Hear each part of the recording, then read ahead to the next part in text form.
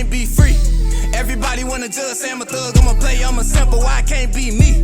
When I walk up in the store, all the Karens get to staring at me. Put my heart in my music, it's still on my sleeve. Everybody been portrayed. So fam, what's the word? It's your boy Spiritual Trey, and that is not episode 89 of the Soulful Thoughts blog. And today, we're going to be talking about the 9 downfalls to ego possession. First things first, don't forget to like, subscribe, and share if y'all want to see y'all boy in the algorithm. Let's dive right into it. Now, what is ego possession? If y'all been watching my last 3, 4, 5 videos, y'all already know what the ego is, right? It's just a strong attachment to whatever character you may be presenting to the world. Ego possession is when you forget that you are the one that's creating this character that you're presenting to the world.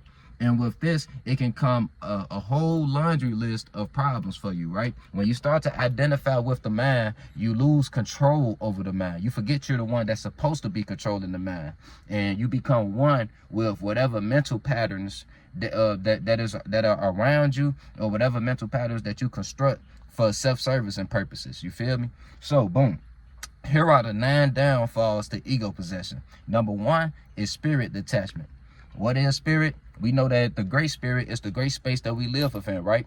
We all live within this space, and this space lives within us. You can't, that's pretty much common sense, whether you're an atheist or not. You know that we all live within this great space. And you know that you have your own space, which is why whenever you feel smothered, you say, can you please give me some space? And the person don't even got to be next to you for you to be asking for space. So what the hell are you talking about? You're saying that you need mental space. They're crowding you mentally. You need space. You feel me?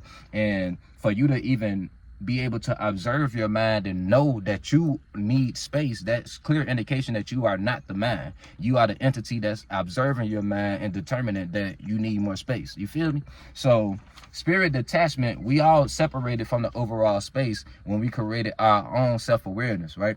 Right, that's what separates us from the overall space. We know we can't go back from that, right? So we wouldn't even want to. I'm pretty sure we all enjoy being individuals. But the way that you live for God is by using your mind that you separated from God with to help bring God back together. Let me put that in better terms. The way that you can help the overall space come back together is by using your mind to help, other spirit come back together. You feel me? To help us all come back together and work in harmonious ways. We're all supposed to be developing our own individuality to come together with our individuality to form harmonious individuality. You feel me? That's supposed to be our purpose. But along the way, it's so easy to get attached to our own desires and and what we want for our own internal space, that we can end up separating from God even more because we lose sight of the overall mission, right? Right. So the more that you detach, these energies can, the more that you can detach, you can leave yourself open to energies like lack of empathy or manipulative energies or leeching energies. And yeah, these energies might end up getting you your desires pretty quicker, but you will notice as time goes on that it's not worth it to be in these energies, because you're going to lose so many people along the way because of the fact that you're in these energies, right? You're not going to be able to sustain any real connection because you don't have any, like I say, any real empathy for the next person. You don't feel any harmony with the next person. So how the hell are you going to establish a harmonious connection that can last a lifetime? You feel me? So it can lead you to a place of isolation and desertion. Hence, you actually being separate from God. The more separate you are from God, the more separate you will be from God in the physical. No one will fuck with you. You feel me? Now that's downfall number 1. Downfall number 2 is having a fear-based lifestyle. Because when you start to identify with the mind, all minds have time limits, right? I spoke on this in the last few videos. All minds have time limits. There has to come a time where you die and shed this mind and go create a greater one. Now, the mind knows this. The mind is very conscious of itself. So because of that, the mind creates a whole bunch of defense mechanisms to basically defend whatever character that you've created. And the mind, it kind of attaches itself to comfort zones so you won't go out and experience, because we can shed our minds while still in the body. If you've ever changed your mind in any type of way, you already have experienced shedding a mind and creating another one, right? And the reason why you might have felt anxiety when you got out of your comfort zone to start thinking about things in a different way is because the mind knows when you're putting it in danger. And whenever you're getting out of your comfort zone, you're putting your current mindset in danger because you're opening yourself up to new ways of viewing life. So the mind is gonna send you energies like fear, anxiety, all these energies that can keep you, that can pull you back into a space of comfort so we don't have to worry about, aspiring no time soon. You feel me? So this can lead to restrictedness. It can lead you from connecting with others. And yeah, it can lead you to a place of isolation because you're too afraid to see what life has to really offer you because you're so attached to the environment that you use to create this current mind that you have. You feel me? I hope that makes sense. Now, downfall number 3 is heightened insecurity. Now, I want to make this clear. Insecurity is very natural for a spirit, right? Just for the simple fact that when we're creating our minds, we can't possibly create a mind that's going to be prepared for every single situation that we possibly run into, right? It's impossible to do that. So when you created your mind, there was certain areas of life that your spirit wasn't focused on than others, right? Just like when you go into a new space, you haven't created a mind for that space. So you have to go through these weird energies of feeling anxiety until you actually create a mind to be comfortable within that space. It's like when you go to a new job, you don't know what to expect. You don't know how to think or feel. So the natural insecurity and anxiety will conjure up. There's nothing wrong with this. You feel me? This is that's what you call natural insecurity, and you don't have to identify with the mind to feel this. What happens is, though, when you identify with the mind and you do feel these feelings, you dive into it. Like if you're not in the mind and you understand that you're the one controlling the mind and you feel these insecure feelings, you understand like, okay, this is just a mechanism. Like this anxiety I'm feeling is just a mechanism that happens when spirit goes into unknown territories, unknown spaces. Let me just continue with my mission and see how this goes. And you won't let your feeling override you. When you identify with the mind, you're gonna let that feeling override you and you're gonna say, nah, fuck this. Like, I know I said I wanted a new job, but I'm not comfortable here. Let me try to go get my old job back. You feel me? Or some shit like that. And it keeps you in a comfort zone. It keeps you from expanding.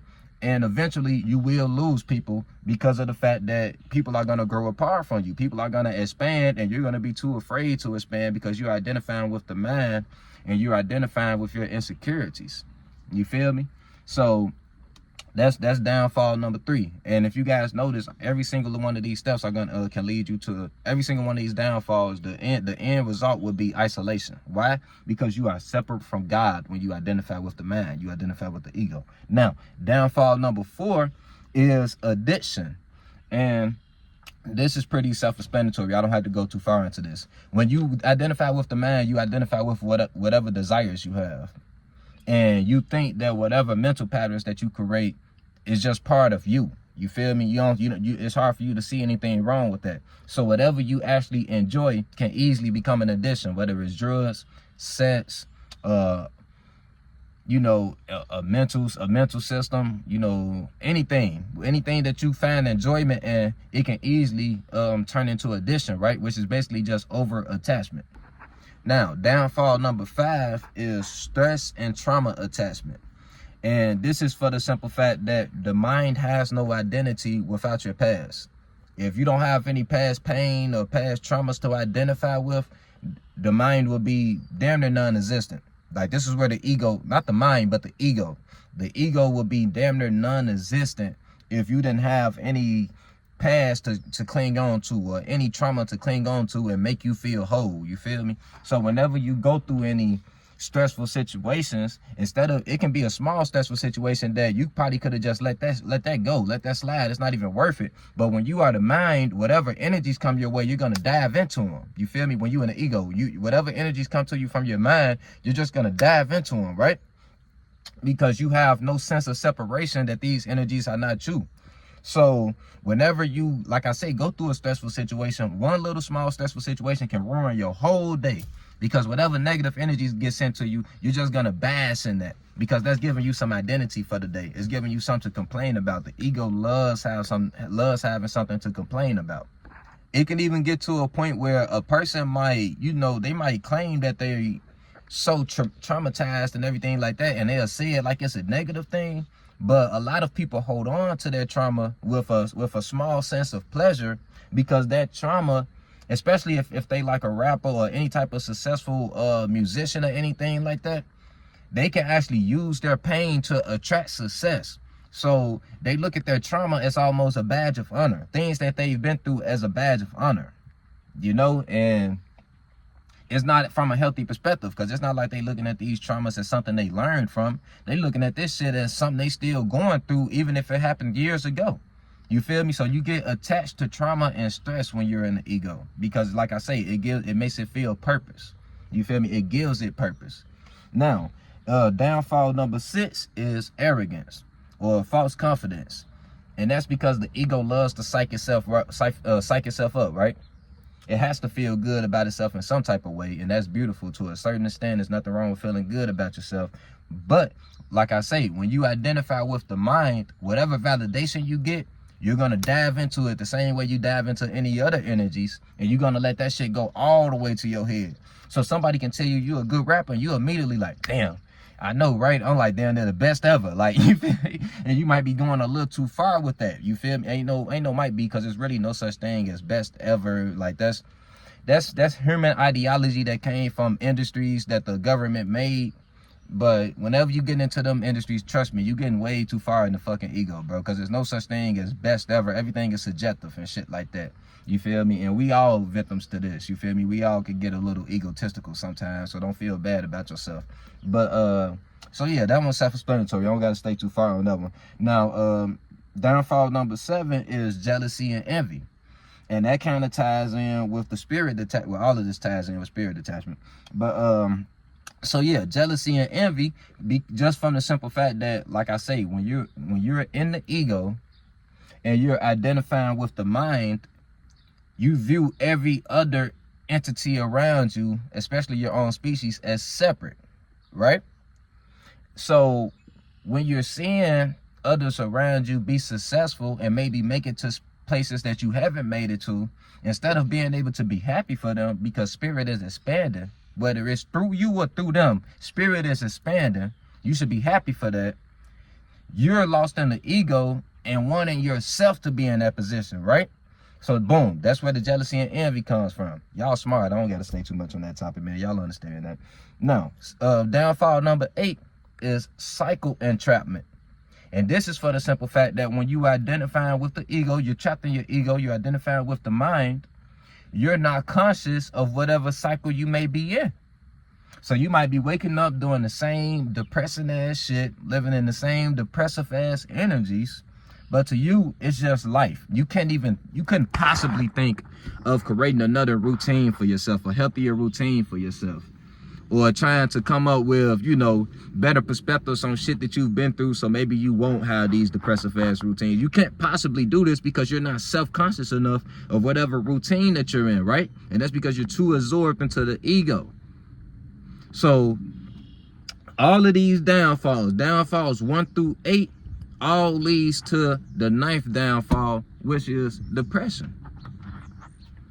And I spoke on depression way too long on the channel to go too far into this one, right? We all know what depression is. It's just you being lost in your thoughts and feelings. It's literally what happens when you're in the ego. You're in your thoughts and feelings, right? When you let them motherfuckers pile up, like soaking in your pain, living off of fear, focusing on insecurity, letting yourself become addicted to your desires, becoming attached to all the stress and trauma you go through, being jealous and envious of the people around you. All of these things come together to put your spirit in this one dark ass space, to where you don't have any true love for yourself, any true knowledge of self, and you're basically drowning in the darkness of self. So boom, those are the 9 downfalls to ego possession, family. If you guys want to know how to get out your ego, simply tap into the present moment. You can watch my last few videos, because I actually, the love versus addiction video, I actually went into detail on how you can tap into the present moment, or how you can tap into the space of God, or the space of interconnectedness. And then you also want to watch, if you need help getting past trauma, I have plenty of videos on getting out of depression, or how to live free, anything like that, just check out the channel and I can help you guys get out of this cage that you might be in. But those are the 9 downfalls to being in that cage that we call the ego and being possessed by your ego. You feel me? It's your boy Spiritual Trey signing out. Remember, you are not your mind. You are the spirit that's forming and creating your mind, family. Don't let your mind's reactions to your environment dictate how your spirit moves. Watch your mind. Watch the reactions you get. Observe the energies that come to you. Don't just dive into them. It's your boy Spiritual Trey signing out. Love you, family. On the beat, start preaching. Feel no evil, see no evil, but peep it. I don't aim for the stars, I want leeches. And the snake spawn, I'ma kill the whole species. Rest in peace to all the peaceful preaching. The youngest wildin', but they say they evil, that's kinda reaching. Who really controlling the way you thinking? Find the truth.